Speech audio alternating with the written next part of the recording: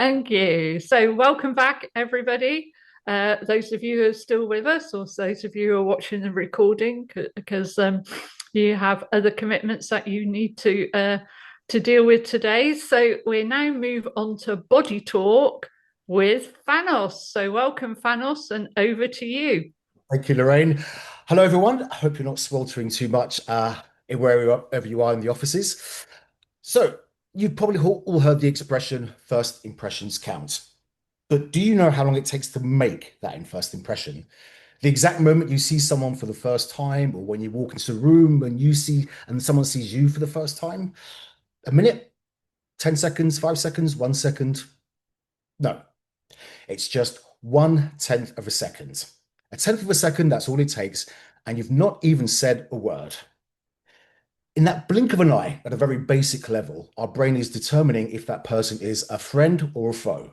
Can we trust this person in a negotiation or not? It's looking for data to make that determination based on our experiences and our conscious and unconscious biases. So the last thing you want to be doing in a meeting, a networking event, or negotiation is be giving off the wrong signals. We've all done it. We do it all the time. You probably did it coming into this session this afternoon. You knowingly or unknowingly made a determination about someone. So in terms of executive presence, we want to maximize that presence to project more confidence, authority, and leadership in a way that inspires trust and motivation in others. We need to think about the way we hold ourselves physically, the way we enter a room, how we present, how we communicate. So in this session, we're going to focus on the non-verbal means of communication. In other words, body language. Now, you may have heard of a man called Albert Morabian. He's a psychologist and pioneer in analyzing human communication. Now, he found that our communication is based on 55% body language, 38% is voice and tone, 7% is words. So it doesn't matter what you're saying or how you're saying it. For the most part, our minds will be made up by what we see. So it's important we get our body language right so we don't inadvertently give off the wrong signals or contradict what we're saying.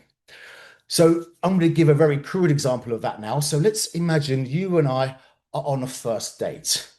I know I'm very lucky to be on a date with you. So we've been spending the evening having dinner. I've been across the table from you, saying all these wonderful things about you, saying you're the most beautiful person in the world. I can't believe you're still single, and just saying how wonderful you are. But my body language is doing this.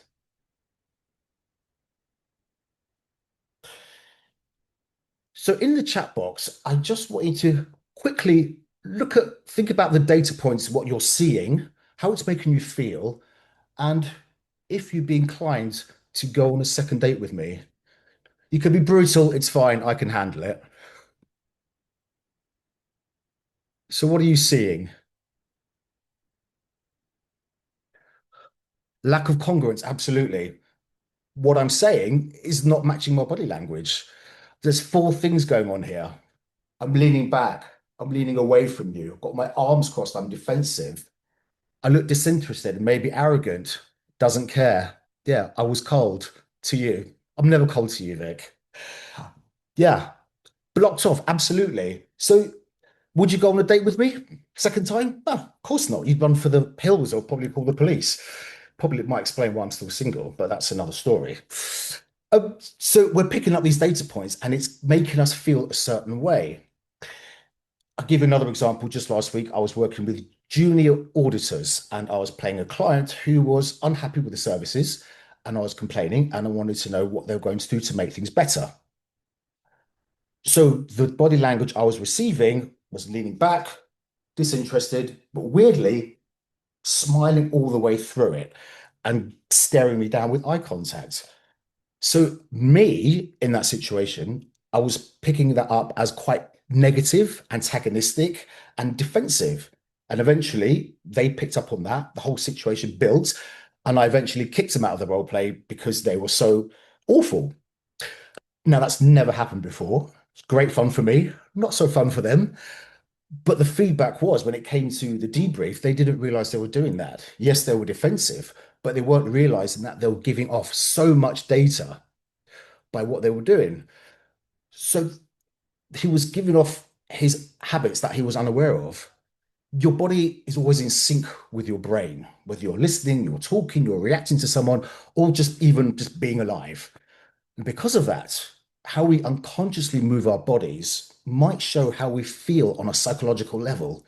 If we're nervous, the energy is going to leak through our body in the form of foot tapping or pen clicking or just generally wandering around. So we need to become aware of our habits and how we can develop new ones to give us more presence. So we'll start with the virtual world, and this is where the interactive part comes in. Now, the working world has changed quite radically, and we're working more online than we used to be before. We're used to being passive in terms of the screen, but now we interact with it a bit more. But there's a lot more you can do to show that you're being present, even though a part of you is cut off. So already I've seen some cameras here where someone's quite low down, we're not seeing much. Ideally, I'd like you to just check how you're sitting in your chair at the moment. So you might be kind of slouching a little bit. You might have your legs crossed slightly. You might be leaning back. So I'm going to invite you to find a neutral position. So that would mean coming forward on your chair ever so slightly. So you've got the buttocks just on the end of your chair, feet firmly flat on the floor, pointing forward, and just rolling your shoulders back. Your chest is going upwards 45 degrees into the sun, and your chin is eye level. So there, you're opening up your chest. You're not crouching forward. If you're kind of hunched over your desk, over the computer, which is an easy habit to do, what you're doing is you're closing off your breath. So you're taking shorter breaths. You're not projecting as much. And that leads to being quite monotone as well. So what we want to do is bring that over here. You're automatically opening up the chest and sounding more authoritative and giving more meaning to your words without having to do very much. So that's seating. And I'd like you to be brave and join me in standing up. So I'm going to turn that into a standing position.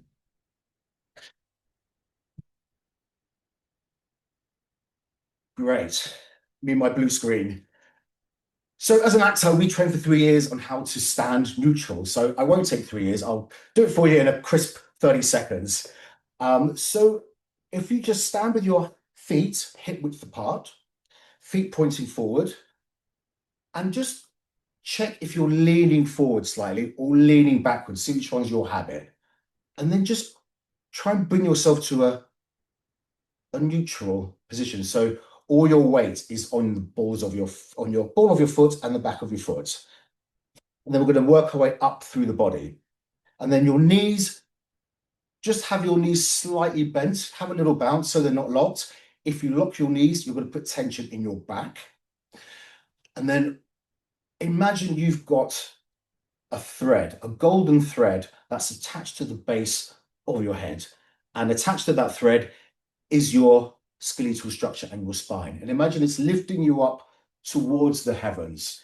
So what you don't want to be doing is that, because that's going to create more tension. It's just a very relaxed, open posture. And then just roll your shoulders back.